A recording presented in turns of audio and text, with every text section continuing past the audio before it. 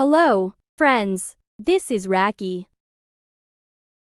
Welcome to my channel. I am glad you have visited here. I am hoping that at the end of my videos, I am able to help you in my small little ways.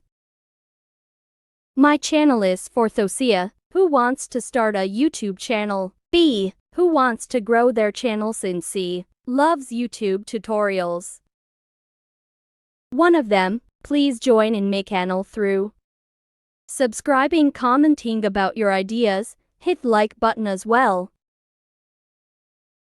Happy to be a part of your journey here in YT world. Now let's begin. Last time, we had our 8 vlogging must-have tools enumerated. Now, we will proceed to our next tutorial, which is related to the previous video we had.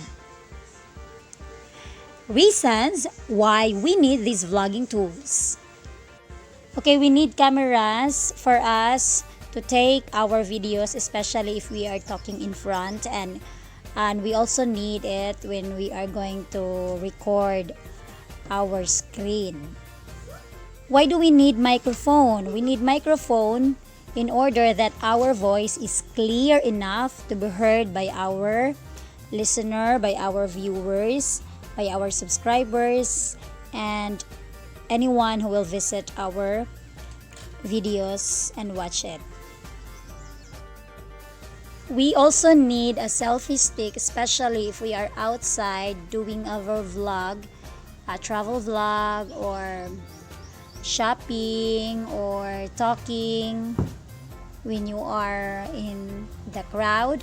So you need selfie stick because you can record your background as well.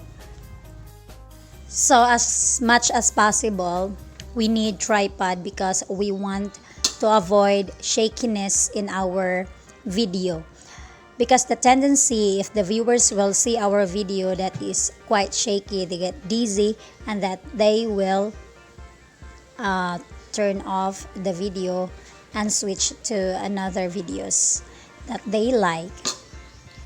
We also need green screen so that during our editing time, we can easily edit our background because this is for the background. So if you want background such as flowers, or we are in the sky, or whatever, we can easily change that through our green screen.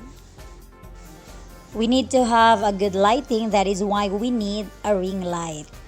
So if ever that we do not have ring light, then we can resort to having light from the window so that our video will be clear enough for the others to see who is in that video. We also need a teleprompter because we would want to avoid memorizing our lines in front of the camera. But if we do not have this kind of expensive teleprompter, we can resort to a teleprompter app that we could find in the Google Play stores. Actually, there are a lot. We want to be presentable when we are speaking in front of the camera, so we need to do a little makeup and dressed up. Just simple dressed up and makeup will do, as long as that you put a little effort into that.